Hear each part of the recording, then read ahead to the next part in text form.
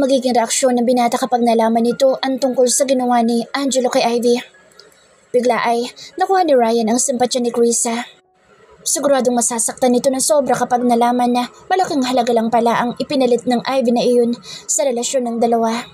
Tapos ngayon mukhang nagkabalikan na. Sinabi na kaya ng Ivy na iyon ng totoo o patuloy pa rin itong niloloko si Ryan?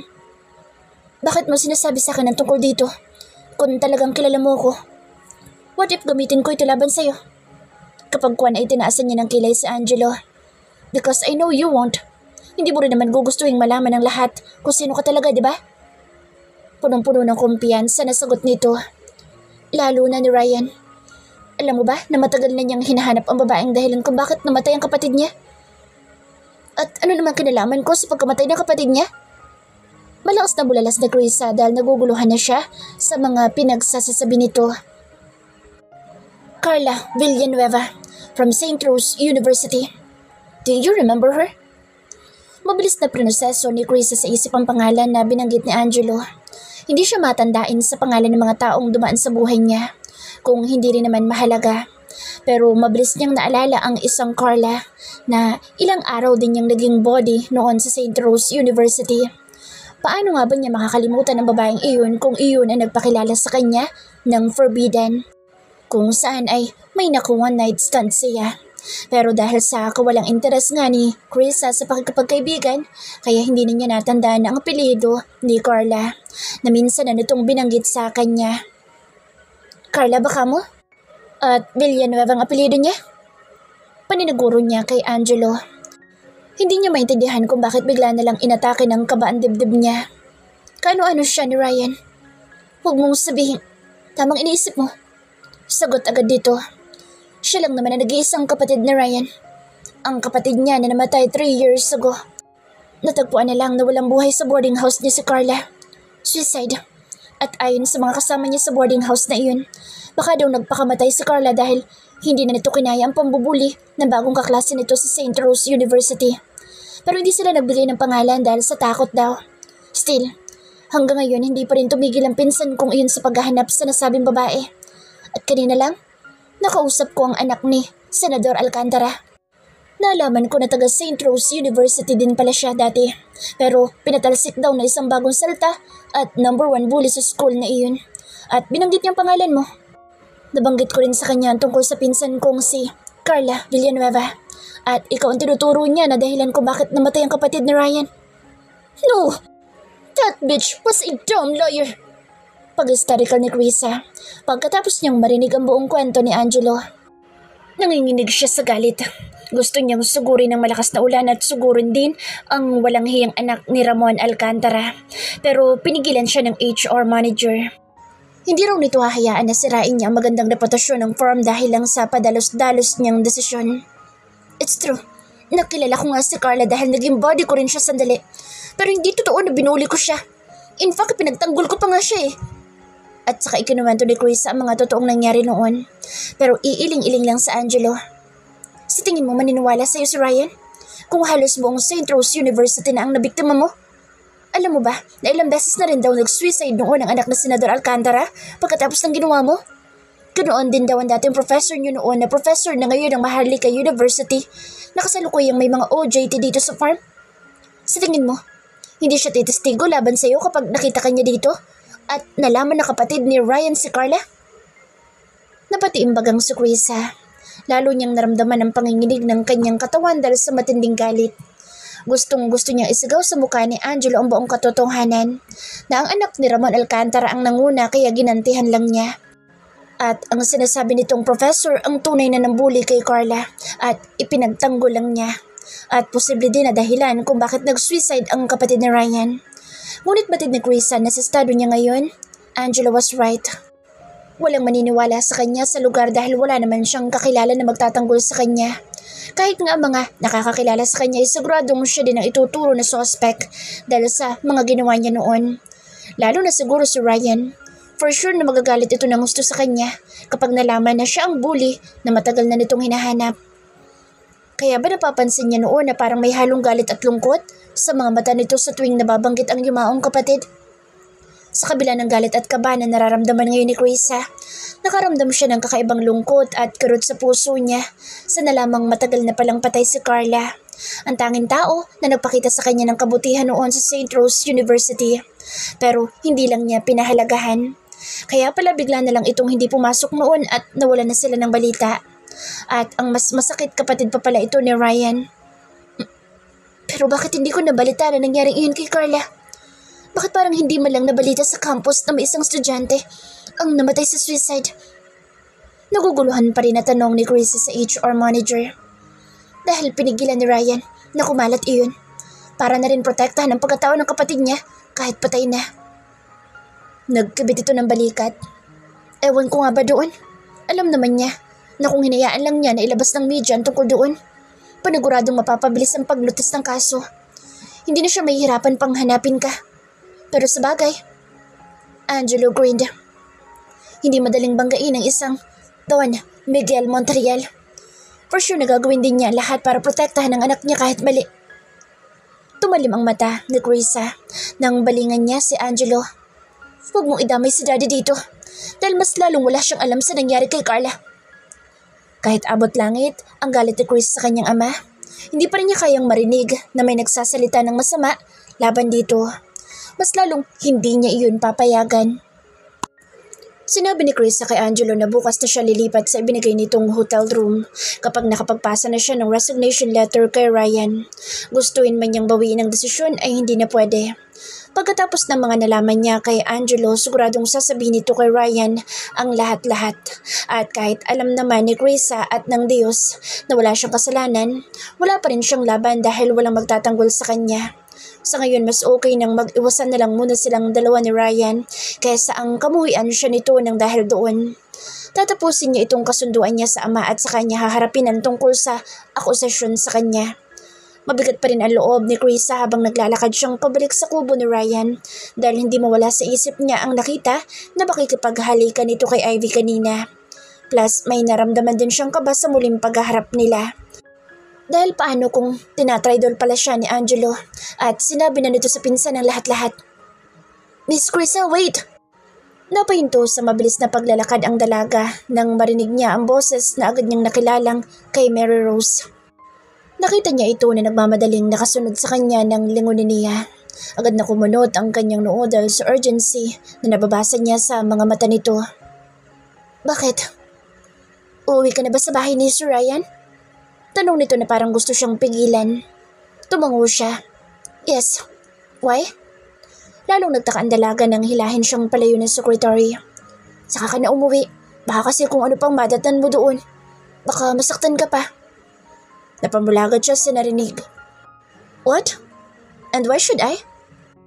Sinungitan niya sa Mary Rose pero obvious naman sa mukha niya na interesado siya sa sinasabi nito. Ano bang hindi ko dapat namadatnan sa kubo ni Sir Ryan? May nakakita raw kasi na dyan dumiretso si Sir Ryan at Ma'am Ivy. Pagkatapos may makakita din sa kanila na naghahalikan sa tapat ng hotel kanina. Bali-balita pa naman na nagkabalikan na daw ang dalawa dahil matagal na palang break si Ma'am Ivy at Sir Angelo. Tuloy-tuloy na pagbabalita ni Mary Rose sa kanya. Kahit alam naman na ng dalaga ang tungkol doon, natigilan pa rin siya. Hindi pa rin niyang naiwasan na masaktan. Dahil napatunayan niya na talagang nagbalikan na nga si Ryan at Ivy. Nakapagbalikan ito sa ex-fiancé na hindi man lang nagpaalam sa kanya o kahit binigyan man lang ng closure ang namagitan sa kanila. Kahit landian lang iyon. Parang hindi ito lalaki na basta nalang tatalon sa panibagong relasyon na may isang naiwan sa ere. Ikaw lang naman nag-iisip noon dahil ikaw lang itong may feeling sa kanya. At saka sa inyong dalawa ni Ivy, yun talagang pipiliin niya. Ex-fiancé yun at siguradong minahal ng sobra bago nagkahiwalay. Kumpara naman sa iyo na parang isang kabuti na sumulpot lang bigla at nakapaglandian kay Ryan.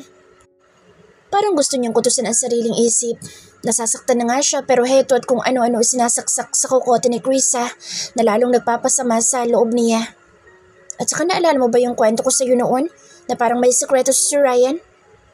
Bumulong pa talaga ito sa kanya. Hindi pala totoo na may asawa na siya. Tungkol pala kay Ma'am Ivy ang sekreto niya na hanggang ngayon mahal pa rin niya kaya binalikan pa rin niya pagkatapos iwanan ni Sir Angelo. Kahit yun ang ginawa sa kanya. At baka yung anak ni Ma'am Ivy ay anak nilang dalawa. Pakiramdam ni Chris ay binuhusan siya ng tubig sa narinig. Tila tumigil sa pagtibok ang puso niya. Parang nagpira-piraso iyon at nadinig pa niya. Bakit ba kailangan niyang maapektuhan ng ganito? Gayon pa man ay hindi niya iyon ipinakita kay Mary Rose. Kunwari ay tinawanan lang niya ang mga nalaman. Ang chismosa mo talaga, Mary Rose. Akala ko pa naman noon, may gusto ka kay Sir Ryan at nilalandi mo siya. Namula ang mukha ng secretary.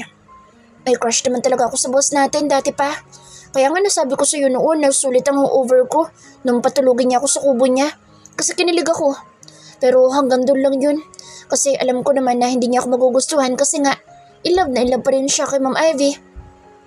Binaliwala na lang niya ang huling sinabi ni Mary Rose para hindi lalong madurog ang puso niya. Pero kung wala nangyari sa inyo ni Sir Ryan nung malasing kayo, bakit may chikinini ka nun? Salag ba yun? Pag-iba niya ng usapan. Yun ba? Napahagikik ang secretary. Gawa-gawa ko lang yan kasi gusto kong inggitin ng mga kaibigan ko na patay kay Sir Ryan. Isa ka na dun. Wala naman akong galit sa'yo. Pero nakakainis ka lang kasi. Ang taray-taray mo sa akin kahit mabait naman ako sa'yo. Akala ni Chris ay magalit siya sa pag-amin na iyon ni Mary Rose. Pero kahit siya man ay nagulat din nang matawa na lang siya. Nagulat siya na parang may nag-iba na sa sarili niya ngayon. Hindi na gaanong mainitin ang ulo niya at hindi na siya ganoon ka-arugante pagdating sa ibang tao. Hindi mo ko aawain? Nagtataka na tanong din ni Mary Rose sa kanya. Umiling si Chris. I want to, pero wala akong sumod makapag-away. Kaya, i-reserve ko na lang itong galit ko sa iyo para bukas. Pagsisinungaling niya. Akala ko pa naman ligtas na ako. Napakamot na lang sa ulo niya ang babae. Pero bakit wala ka sa mood, Miss Chris? Dahil ba nalaman mo na nagkabalikan na sina Sir Ryan at Ma'am Ivy? Aminin mo na kasi. Tayo-tayo lang naman dito. Kahit hindi mo sabihin, alam ko na tulad ko may crush ka din sa boss natin. Mali lang ako nang akala na may gusto siya sa iyo at ikaw nagpapangiti sa kanya araw-araw. Yun pala, ang ex-fiancé niya. Marami kayong na-heartbroken tulad ko. Tumawa lang si Chris nang walang kabuhay-buhay. Hindi niya akalain na ang babaeng sobrang kinaiinisan niya noon ay makakakwentuhan niya ng ganito. Gusto sana niyang ilabas din kay Mary Rose ang totoong nararamdaman pero hindi porkat nag-uusap na sila ng ganito ay pagkakatiwalaan niya ito agad-agad. Baka malaman na lang niya na pinagtatawanan na naman siya ng lahat. Mag-move on ka na lang. Marami pa naman ibang lalaki dyan eh. Hindi lang si Sir Ryan. Kunwari hindi apektado na sabi ni Chris at saka muli sumilay ang peking tawa sa kanyang mga labi. Wala na kayong magagawa doon at mukhang mahal pa nga niya si Ma'am Ivy. Kaya siguro binalikan niya. Pero marami nang hindi boto kay Ma'am Ivy para kay Sir Ryan. Tinuhog na nga niya magpinsan eh. Salag pa rin siya ng boss natin eh. Nagkabit-balikat lang si Chris kahit deep inside ay kumikirot na ang puso niya. Kapag kuwan ay nagpanggap siya na parang may nakalimutan. Excuse me, kailangan ko palang puntahan si Sir Angelo. May nakalimutan ako sabihin sa kanya. Ha? Kay Sir Angelo baka mo? Hindi na pinansin ng dalaga ang pamimilog ng mga mata ni Mary Rose at nagmamadali ng umalis. Bago pa man ito mapansin ang mga pagkukunwari niya. Wala naman talaga siyang balak na puntahan sa Angelo. Ang gusto lang niya ay makalayo sa secretary at sa bahay ni Ryan. Mabuti na lang at tumating si Mary Rose at nasabihan agad siya bago pa man siya nakapasok. Dahil kung hindi, at nadatnan niya ang boss niya nakasama si Ivy sa sitwasyon na hindi niya gustong makita. Pero dahil wala siyang ibang mapupuntahan at safe naman pala siya kay Angelo, kaya napilitan si Chris na puntahan ito sa tinutuluyan nitong bahay. Naninikip na kasi ang dibdib niya. Parang hindi na siya makahinga at gusto niya ng kausap. Kahit anong topic, iyong ma-divert lang ang isip niya. Akmang kakatok na sana siya sa pinto nang tumunog naman ang cellphone niya. Hindi niya sana iyon sasagutin dahil naiiyak na siya at parang gusto nang tumulo ng mga luha niya. Ngunit baka isipin nito na alam na niya ang tungkol sa pagkapagbalikan nito kay Ivy at bitter siya.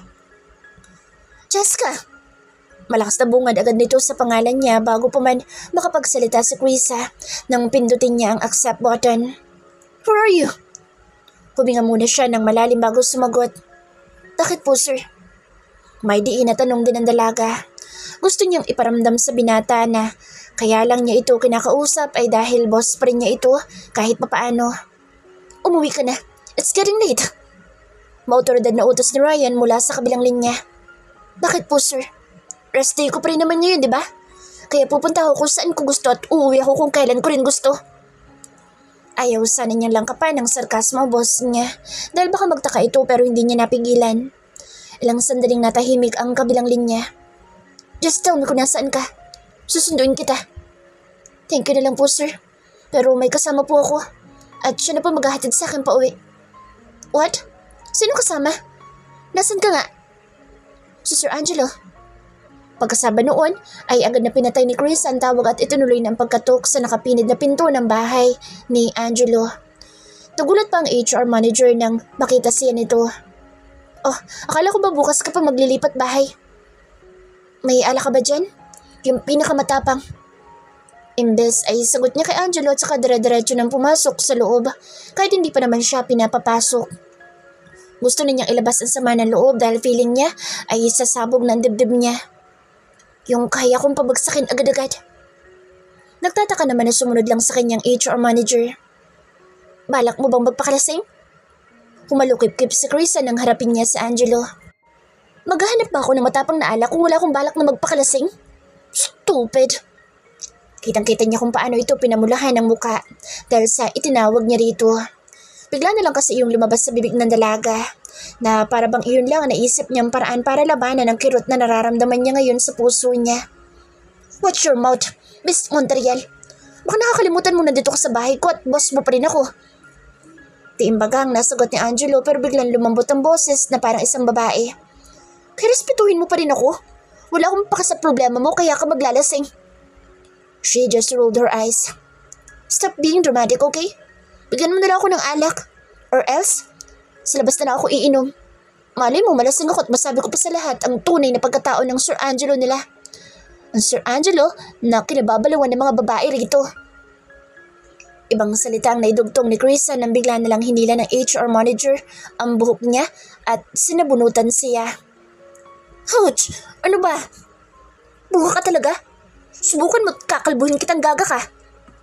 Imbis na pumatol sa pagtatry ni Angelo na mas lumantad pa ang tunay na pagkatao na lumambot ang mga kamay at bewang, napatawa na lang ang dalaga. Hanggang ngayon kasi parang hindi pa rin siya makapaniwala na mas malambot pa pala ito kaysa sa mga babaeng nahuhumaling dito. Bigyan mo na lang kasi ako ng matapang na alak para matapos na. I know naman na kailangan mo rin ang kausap dito sa loob ng farm. Yung nakakaalam ng sekreto mo at hindi mo kailangan magpanggap. At dahil sa akin mo na piling sabihin kaya wala kang choice kundi ang pagtsagaan akong kasama. Nanlisik ang mga mata ni Angelo. Ngunit kalaunan ay iniwan din siya nito at tumungo sa kitchen. Pagbalik ay may bitbit na itong mamahaling alak. At dahil isa yun sa mga paboritong inom ni Krisa, kaya alam niya na matapang nga iyon at ilang tunggalang ay siguradong tulog na agad siya dahil sa kalasingan. Bakit meron ka niyan? Siguro ginagamit mo sa mga lalaki mo, no? Nilalasing mo muna para matsansingan mo. Pangaasar niya kay Angelo. Kahit pa paano ay nababawasan ang bigat na nararamdaman niya dahil dito. Naaliw na siya sa HR manager na dati ay kinaiinisan niya ng husto. Isang salita pa talaga? And I will make sure na pati yung puskat mo, kalbo, paglabas mo rito sa bahay. Natuwa lang ng malakas si Krisa pero kasabay noon ay ang pagtulo ng kanyang mga luha. At bago pa man iyon mahalata ni Angelo, kinuha na niya sa kamay nito ang alak at binuksan. At saka walang ano-ano na tinungga iyon. Agad niyang naramdaman ng sobrang pait at tapang ng lasa noon nang lumapad sa kanyang lalamunan. Kaya ilang tungga pa lang ay ramdam na agad ni Chris ang epekto noon sa kanya. Dahil umiikot na ang paligid at naging doble na sa Angelo sa paningin niya. Na parang nahilo-hilo na rin dahil kumuha rin pala ito na isang bote at tumungga rin. Kalahati pala ang laman ng bote ng alak na nainom ni Krisa pero hilong-hilo na siya at parang wala na siya sa tamang huwisyo. Ganoon din sa Angelo, kaya panay na ang kulitan nilang dalawa. Kung saan-saan na napunta ang kwentuhan nila na hindi rin naman nagsisink in sa isip niya dahil sa kalasingan. Parang naikwento nga rin niya sa HR manager ang tungkol sa problema niya kaya siya naglalasing. But she wasn't sure at malabo din na matandaan pa yun ni Angelo kinabukasan dahil sa kalasingan din ito. Nagkwento rin naman ito sa past love life nito. Sinubukan din pala nito na magpakalalaki pero sadyang babae daw ang puso. Pati na rin ang hinanakit nito sa pamilya ay nabanggit din ni Angelo, lalo na kay Ryan. Ngunit hindi niya gaanong naintindihan kaya purong tawa na lang silang dalawa. Paminsan-minsan ngayon nagtatalo din sila kapag may mga topic na magkasalungad sila ng paniniwala. Alam mo, Kung gusto mo talaga na magustuhan ka ni Ryan, bawasan mo yung pagiging mayabang at arugante mo. Dahil mas gusto nun mga babaeng malalamyat o tuto tulad ni Ivy. Nabubulol ng wika ni Angelo. Kulang na lang ay gumulong na ito sa carpet sa sobrang pagkalango sa alak. Ang totoo niya, nakaupo pa pala sila sa sofa kanina nang magsimula silang uminom. Namalayan na lang nila, pareho nang bumagsak na sila sa carpet. Huwag kang magsalita na parang perfect mo. Kung gusto mo rin na paboran ka ng family mo kaysa sa pinsan mo, be true to yourself. Agad nabawi ni Chris kay Angelo. Katulad nito'y namumungay na rin ang kanyang mga mata at nakahiga na siya sa carpet. Dahil init ng pakiramdam niya, na epekto ng alak kaya tinanggal na ni Chris ang mga botones ng blouse niya. Nakalabas na ang brochure niya at nakatanggal na rin pati ang zipper ng shorts niya. Para makahinga siya ng maayos dahil parang nasisikipan ang pakiramdam niya. O baka dahil hanggang ngayon ay naniniki pa rin ang dibdib niya sa sobrang sama ng loob kay Ryan. Okay lang naman sa kanya kahit maghubot-tubad man siya kasi bakla naman itong kasama niya. Kaya hindi kanila pinagkakatiwalaan ng lubos dahil nararamdaman nila na may tinatago ka sa kanila. At gusto mo pa yata na itakwil nila ako. Gawa ka talagang maldita ka. Anito sa boss, babae at tuluyan na rin bumulagta sa sahig. Unti-unti nang pumikit ang mga mata nito na tila pilit lang na nilalabanan hanggat hindi nauubos ang alak sa bote na hawak. Katulad ni Grisa, nagpapaligsahan kasi silang dalawa ni Angelo na kung sinong unang makakaubos ng alak na hindi babagsak ay may 10,000 pesos. Bariya lang iyon kay Grisa pero bukod sa kailangan niya iyon sa kasalukuyang sitwasyon, gusto lang din niya mag-enjoy kaya sinakyan niya ang trip ng HR manager. Bago pa man tuluyang bumugsak ang mga mata ni Angelo ay narinig pa nilang dalawang pag-iingay ng cellphone ni Grisa na nakapatong sa ibabaw ng center table. It was Ryan again at wala siyang balak na sagutin ang kumag na iyon dahil baka kung ano pa lumabas sa bibig niya at lasing siya. Baka may tapat niya rito ang totoong nararamdaman niya. Hindi nga niya sinagot ang mga tawag ng boss niya kahit nakakarindi. Pero sa Angelo naman ang hindi nakatiis sa ingay. Bigla na lang nitong hinablot ang cellphone niya at pinindot ang accept button. Hey Cos, are you looking for Krisa? Well, nandito lang naman kami sa bahay ko. Parehong lasing at magkatabing nakahiga. What the? Mabilis na inagaw ni Chris ang cellphone niya sa kamay ni Angelo nang marinig niya mga sinabi nito. Baklang ito, ang daldal. Napilitan na tuloy siya na kausapin si Ryan sa kabilang linya. Bakit ka ba tawag ng tawag? Ano bang problema mo? Galit na bungad niya rito. Pinilit niyang ituwid ang pananalita pero aware si Krisa na nabigo siya dahil sa sobrang kalasingan. What the hell you doing? Are you drunk? Puno ng iritasyon na salubong din ito sa dalaga. At kay Angelo ka pa talaga nakapag-inuman ha? At kanino ka may kapag-inuman? Sa'yo? Busy ka nga kay Ivy, di ba? Hindi na niya napigilan na lumabas iyon sa bibig niya. Nakita niya sa Angelo na nakatingin sa kanya at ngingising-ngisi lang na parabang natutuwa sa pag-aaway nilang mag-amo. Sandaling katahimikan mula sa kabilang linya ang narinig muna ni Krisa bago niya muling naulunigan ang boses ng binata. Sabihin mo kay Angelo na pagbuksan niya ako ng pinto. Kung ayaw niya na sunugin ko ang buong bahay niya. Kanina pa ako nandito sa labas at sinusundo ka pero hindi niya ako pinagbubuksan. Bahagyang natawa sa Krisa nang marinig ang sinabi ni Ryan. Parang nai-imagine niya ang itsura nito na kanina pa inuugat ang mga paa sa labas. Ano ba kasing ginagawa nito roon? Naalala niya kanina na panay din ang ring ng cellphone ni Angelo pero hindi nito iyon sinasagot. May narinig din siya mga kalabog sa labas ng pinto kanina pero hindi niya pinansin dahil nag-umpisa na siyang malasing. Ano ba kasing ginagawa mo dyan? Nangihina ng sagot ni Chris at parang papikit na rin nang tuluyan ang mga mata niya. Sa Angelo naman ay bumagsak na at eksakto naman na nakapatong sa balikat niyang ulo nito. Nalaki pa ang kanyang mga mata nang makita niya na naghubad na pala ito at ang brief na lang natitira. Tulad niya ay kanina pa rin ito naiinitan. Natural, sinusundo ka. You're my employee at ayokong may mangyaring masama sa iyo habang kargo kita. Nauutal na paliwanag dito. I'm fine, Sir Ryan. Narinig mo na diba? Just go home and for sure hinihintay ka na ng Ivy na yun sa bahay mo. Halos pasinghalan tono na iyon ni Krisa na pinilit lang niya dahil wala na siyang lakas. Wait. Bigla na namang nautal ang kausap. Are you jealous? At bakit naman?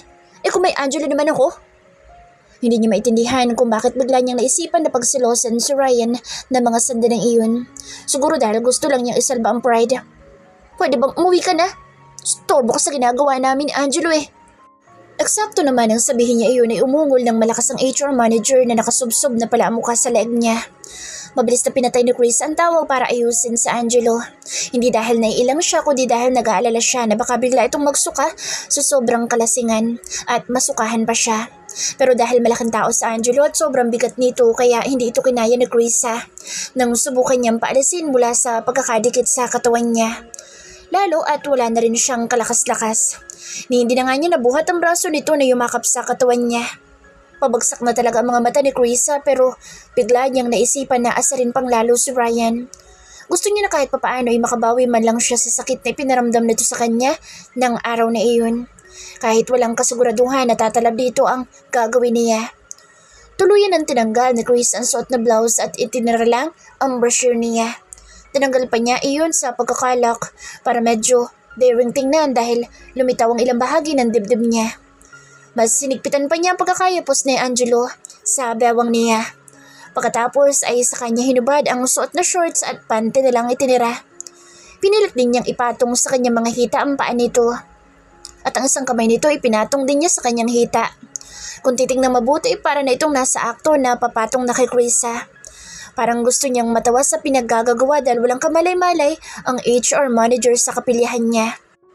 Pero mas natuwa si Chris at na-excite siya sa nagiging resulta ng mag-selfie siya na kasama sa Angelo na ganoong ayos at saka iyon isinan kay Ryan. Balak sana niyang hintayin na magiging reply at reaksyon nito, ngunit hindi na talaga niya nalabanan ang antok at kalasingan. Tulad ni Angelo ay tuluyan na ring nakatulog ang dalaga at hindi na alam ang sumunod na mga nangyari sa paligid. Ryan, anong ginagawa mo? Napahinto sa pagtatangkang pagsira ng doorknob ng pinto ng bahay ni Angelo si Ryan at mabilis na napalingon nang marinig niya ang boses ni Ivy. Muntik nang mawala sa isip niya na kapitbahay nga pala ito ng pinsan niya. Unti-unting kumunot ang noo ng ex-fiancé niya nang makita ang malaking bato na hawak niya at balak sana niyang ipukpok sa doorknob. Oh my, sisirain mo ba ang bahay ni Angelo? Agad niya itinapon sa malayo ang hawak na bato at nagpatay mali siya. Hindi ko kasi siya makontak simula pa kanina. Hindi rin siya sumasagot sa mga tawag ko. Nag-aalala lang ako na baka kung ano nang nangyari sa kanya. Palusot ni Ryan. Hindi pwedeng malaman ni Ivy na nagkakaganoon siya dahil lang kay Chris. Kahit minsan ay hindi pa siya umakto ng ganoon ng dahil lang sa isang babae. Kahit dito, noong sila pa, never siyang nagmukhang tanga. Kaya nga nang nalaman niya na nag-cheat ito at kay Angelo pa, nakapaghiwalay agad si Ryan. Kahit konteng pagmamakaawa ay hindi niya ginawa. Kaya nga naguguluhan na siya sa sarili niya. Simula nang makilala niya si Chris, ang dami nang nagbago sa kanya. Pati ang tadhana ay parang sumasang-ayon na sa kanya. Kasi kahit anong pilit niya na layuan at kalimutan nito ay pilit din silang pinagtatagpo. Ganun ba? Tiningnan siya ni Ivy na parang nagdududa. Marahil ay hindi ito makapaniwala dahil simula nang agawin ito ni Angelo sa kanya. Hindi na sila muling nagkaayos pa ng pinsan niya. Sinubukan naman niya makapag-usap kay Angelo noong nakamove on na si Ryan, kahit pa nga siya ang naagrabyado. Pero matigas talaga ang pinsan niyang iyon. Si Angelo pa ang may ganang magalit kahit ito may kasalanan. Kaya dumistansya na lang siya hanggang sa nabuhay na lang ulit ang galit niyang iyon nang dumating dito si Chris at nagpakita na naman ito ng interes sa babae. At ang akala ni Ivy ay ito pa rin ang dahilan kung bakit mainit na naman ang ulo niya kay Angelo. Yan lang ba talaga? Kasi kung may binabala kang masama, please lang Ryan, huwag mo na ituloy. Nagsasabi ako ng totoo na matagal na kaming wala ni Angelo, kaya wala ka ng dahilan pa para magalit sa kanya. Natawa ng pag-aak si Ryan. Kung hindi lang nakaka-ungentleman na sabihin niya itong assuming, ginawa na niya. Sino naman na nagsabi sa'yo na ikaw pa rin ang dahilan kung bakit ako nagagalit sa kanya? Bakit Ryan? May iba pa ba? Kaya ka lang naman nagagalit kay Angelo dahil inagaw niya ako sa'yo, di ba? Kasi mahal mo pa rin ako, tumaasa ka pa rin na magkakabalikan tayo. Kaya naging mabait ka pa rin sa akin after mo makapag-break. Yun palang akala mo? Na mahal pa rin kita? Napuno ng sarkasmo ang mukha ng binata. Kaya ba ang lakas ng loob mo na halikan ako kanina? At ipagkalat na nagkabalikan na tayong dalawa? Akala mo ba hindi ko alam na inutusan mo ang isa sa mga tauhan mo para picturean tayo habang hinahalikan mo ko? Pati na rin ang pagpunta mo sa bahay para akitin ako. Ipinagkalat mo rin at pinaniwala ang lahat na may nangyari sa atin. Napatiimbagang si Ryan nang maalala ang mga perwisyong ginawa sa kanya ni Ivy sa maghapon. Una, sinalubong siya nito sa labas ng hotel kanina nang paalis na sana siya dahil sa galit na naramdaman niya nang makitang paghahalikan ni na Krisa at Angelo. Akala niya kakausapin lang siya ni Ivy tungkol sa trabaho. Kasi yun lang naman ang dahilan kung bakit nanatili siyang civil sa pagkikutungo dito. Dahil ayaw ni Ryan na madamay ang farm sa mga nangyari sa kanila.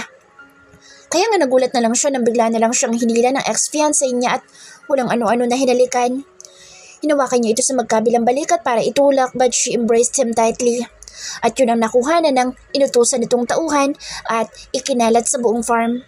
Pati ang balita na pagbabalikan daw nila ay nakarating na rin kay Ryan dahil sinabi sa kanya ni Mary Rose. Totoo na pumasok nga sa bahay niya si Ivy kanina. Pinuntahan kasi siya nito at may tatanong daw tungkol sa trabaho. Yun pala, plano nitong akitin siya. Or worst, pikutin siya. Pabuti na lang at agad niya napansin ang camera na suot-suot nito sa damit para siguro kuhanan sila. Sakali mang nagpaakit siya rito. Pero hindi naman yun papayag ang mangyari na Ryan. Kahit pa nga maghapon siyang nagmumukbuk at nagpapakalasing sa bahay dahil sa sobrang sama ng loob. Gusto na sana niyang sugurin sina Angelo at Krisa ngunit nagpigil lang siya. Ayaw na niyang maranasan ang pagtatawanan naman siya. Kaya kahit sa sarili ay itinanggi na lang niya ang matagal na niyang feelings para sa dalaga. Kaya bigo na umalis ng bahay niya si Ivy kahit gaano man siya kalasing. Nakatulog siya at nagising na hindi pa rin umuwi si Krisa kaya tinawagan niya ito. Para siyang sinuntok sa dibdib nang sabihin nito na nasa bahay ito ni Angelo at magkasama ang dalawa. Kaya nga agad siyang sumugod. He tried to call her again pero hindi nito sinasagot ang tawag niya. Kahit ang pinsan niya ay ikinatuwa pa ang paghihimutok ng butsi ni Ryan. Hindi siya nito pinagbuksan ng pinto at mukhang hindi rin ito sinasabi kay Krisa na kanina pa siya nasa labas at nagmumukhang tanga sa kakasilip sa nakaawang na bintana para lang siguraduhin wala itong ginagawang masama sa dalaga. Pero wala naman siya nakita dahil may nakatakip na window blinds.